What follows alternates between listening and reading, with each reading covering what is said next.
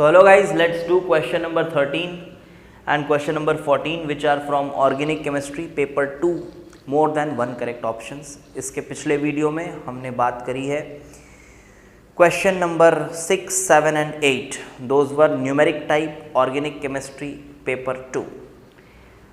तो चलो देखते हैं इस क्वेश्चन को भी देख के तो पूरी जेई मेंस वाली फीलिंग आ रही है आपको। एकदम सेम रिएक्शन सीक्वेंस उठा के रख दिया गया है, पता नहीं क्यों। ये क्या है? नॉर्मल साइक्लिक एनहाइड्राइड के साथ AlCl3 का रिएक्शन है। इतने बार आपने इसको कर लिया होगा कि आपको ये तो याद हो गया होगा अभी तक कि इसमें होता क्या है, फिर भी फॉर्मेलिटी के लिए मैकेनिज्म मैं बता दे रहा हूँ। कुछ इस तरह का ये रिएक्शन होता है। ये आपके पास साइक्लिक एनहाइड्राइड है डाइकार्बोक्सिलिक एसिड का और AlCl3 आपके पास हुआ करता है समथिंग लाइक दिस। इसको चाहिए इलेक्ट्रॉन, इलेक्ट्रोफाइल है, Al के पास 3p ऑर्बिटल खाली है। जैसे ही इसको मिला electron formal minus formal plus develop हुआ। जैसे इधर फॉर्मल प्लस आया इस CO बॉन्ड की जो एनर्जी है वो काफ़ी कम हो गई। इलेक्ट्रॉन क्लाउड ऑक्सीजन के पास आ गया। ऑक्सीजन के पास कुछ इस तरह से इलेक्ट्रॉन क्लाउड आया। क्यों कम हो गई बॉन्ड एनर्जी? क्योंकि वहाँ जो कैटायन जनरेट होगा वो काफ़ी स्टेबल होगा। आपके पास एक एसाइल कार्बोकैटायन जनरेट होगा। तो इतनी प्रक्रिया आपको समझ आ गई होगी। यहाँ से इसको हटा दिया जाए, यहाँ पे प्लस चार्ज ला लिया जाए और अब ये माइनस हटा लो, फॉर्मल चार्ज अब हटा लो। अब आप ऐसे सोचो कि ये अब इलेक्ट्रोनेगेटिव डिफरेंस की वजह से यहाँ डेल्टा प्लस और यहाँ डेल्टा माइनस आ रहा होगा। अब क्या करें?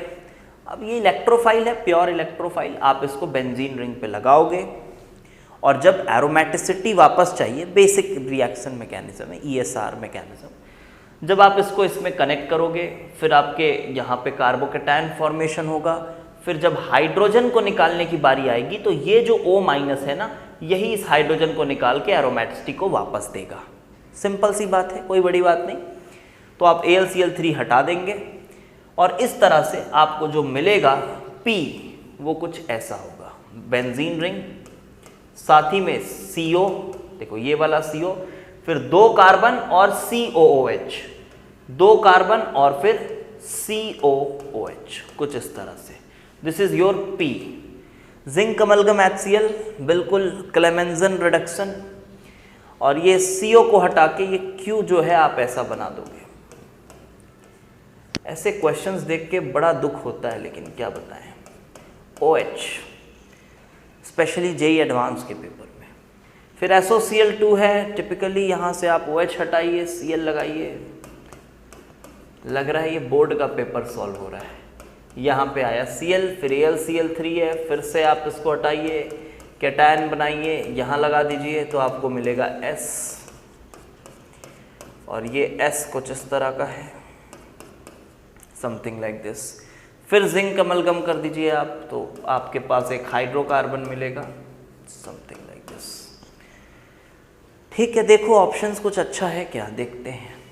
Compounds P and Q are carboxylic acid, P carboxylic acid, Q still carboxylic acid, yes, so this is our choice, option A our choice। compound S decolorizes bromine water, S कहाँ गया S, this is S। क्या ये decolourise करेगा bromine water को? नहीं। Bromine water को decolourise करने के लिए you need activated ring of benzene ना, लाइक फिनॉल, एनिलिन। ये तो बहुत हद तक डीएक्टिवेटेड भी है। ब्रोमीन वाटर को डिकलराइज करने के चांसेस नज़र नहीं आ रहे। Compounds P and S react with hydroxylamine to give corresponding oxime. Hydroxylamine के साथ P और S है क्या कार्बोनिल ग्रुप? P में हाँ ये CO ग्रुप है, हाइड्रोक्सिलामीन के साथ ऑक्साइन बना रहा होगा। एंड S भी है, S में भी आप देखो तो ये भी CO ग्रुप है। जी हाँ बिल्कुल, दे विल रिएक्ट विथ हाइड्रोक्सिलामीन। कोई स्टेरिक रीजंस नहीं है यहाँ पे, नॉर्मल पूछा गया कुछ नहीं। Compound R react with di alkyl cadmium to give corresponding tertiary alcohol. यहाँ एक छोटी सी गलती बच्चा कर सकता है कि वैसे तो आपको ये भी प्लेन NCERT में दिया हुआ है ये रिएक्शन कि डाई एल्काइल कैडमियम के साथ जब आप R का रिएक्शन करा रहे हो, R क्या है यहाँ पे? एसिड क्लोराइड होगा और क्या होगा? हाँ ये देखो, एसिड क्लोराइड के साथ जब आप डाई एल्काइल कैडमियम का रिएक्शन कराते हो तो आपको क्या मिलता है? R2CD में जो R होता है वो एक तरह का सॉफ्ट न्यूक्लियोफिलिक नेचर का होता है, इस तरह से हम सोचते हैं जब D ब्लॉक के कैटायंस के साथ R का बॉन्ड होता है, अनलाइक ग्रिग्नार्ड रिएजेंट, है ना। ग्रिग्नार्ड रिएजेंट में वो एक हार्ड न्यूक्लियोफिलिक सेंटर की तरह एक्ट करता है और वो कीटोन्स बनाता है, कीटोन्स में फिर फर्दर अटैक करके 3 डिग्री अल्कोहल बना देता है। बट ये डाई अल्काइल कैडमियम ऐसा नहीं करते, ये कीटोन्स बना के उसको छोड़ देते हैं, कीटोन फाइनल प्रोडक्ट आता है, इसमें फर्दर टर्शरी अल्कोहल तक की रिएक्शन नहीं होती है। ये भी कोई बहुत बड़ी बात नहीं है, ये भी प्लेन एनसीईआरटी में आपको बाकायदा रिएक्शन दिया हुआ है। सो क्या डी सही है? नहीं। So correct answer is A and C. A और सी जो है ये करेक्ट चॉइसेस हैं। अब आप खुद ही रेट कर लो इस क्वेश्चन को कि ये कैसा क्वेश्चन था। शायद ऑर्गेनिक केमिस्ट्री में 1-2 क्वेश्चन और बचे हैं, अभी तक एक भी क्वेश्चन ऐसा देख लो नहीं मिला है जहाँ थोड़ा भी मैकेनिज्म यूज़ हो रहा हो ढंग का, या जहाँ थोड़ा भी आइसोमेरिज्म यूज़ हो रहा हो, थोड़ा भी अच्छा कंसेप्ट यूज़ हो रहा हो, अभी तक एक भी क्वेश्चन नहीं मिला है। लेकिन मैं आपको मैं एक सजेशन देना चाहूँगा कि इससे आप ये ना सोचें कि अरे यार ये पढ़ने का कोई फ़ायदा नहीं होता तो ना पढ़ा जाए, ऐसा नहीं है। इस साल ऐसा हुआ है, वो भी ऑर्गेनिक में हुआ है। फिजिकल केमिस्ट्री बुरी नहीं आई है, आप देख सकते हैं, इनऑर्गेनिक भी अच्छी आई है। तो आप इससे ये ना सोचें नहीं यार अब अपन इतना डिटेल में नहीं पढ़ेंगे क्योंकि नहीं आता है पेपर में, ऐसा नहीं है। आएगा आने वाले समय में, पहले भी आया हुआ है, आगे आएगा। इस साल ऐसा हुआ है तो उससे आपको कोई ज़्यादा डीमोटिवेट होने की ज़रूरत नहीं है। स्पेशली 23 और 24 वाले बच्चों की बात हो रही है।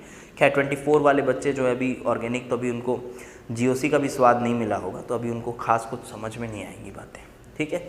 चलो देखते हैं अगला क्वेश्चन, शायद पॉलीमराइजेशन से है। सो ये है question number 14 from polymers.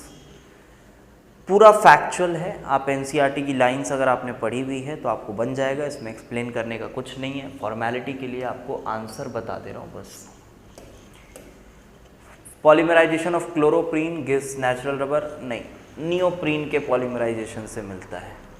Teflon is prepared by tetrafluoroethene by heating with persulphate catalyst at high pressures. Yes, tetrafluoroethene के साथ ही टेफ्लॉन बनाया जाता है। पॉली टेट्राफ्लोरोइथीन पॉलीमर है टेफ्लॉन। स्ट्रेट फॉरवर्ड एनसीईआरटी की लाइंस हैं, कुछ एक्सप्लेन करने का नहीं है। पीवीसी थर्मोप्लास्टिक पॉलीमर है, जी हाँ है। Ethene at 350-570 temperature and this much pressure, मतलब काफ़ी हाई प्रेशर है। In the presence of peroxide initiator gives high density polythene, नहीं ऐसा बिल्कुल नहीं है। हाई प्रेशर में जो बनता है polythene that is low density polythene. ये भी आपको एनसीईआरटी में एज अ फैक्ट मिल जाएगा, सीधा सीधा लाइन है। तो करेक्ट आंसर इसमें सीधा सीधा आना चाहिए, B and C, nothing to be explained, यहाँ एक्सप्लेनेशन की कोई ज़रूरत नहीं है, ठीक है। तो ये रहे more than 1 correct from organic chemistry. अब हम बात करेंगे, एक लास्ट मैचिंग टाइप क्वेश्चन था या फिर सिंगल करेक्ट क्वेश्चन था ऑर्गेनिक केमिस्ट्री बायोमॉलिक्यूल से, तो अगले वीडियो में उसकी बात करेंगे। Thanks for watching, do subscribe and share the videos.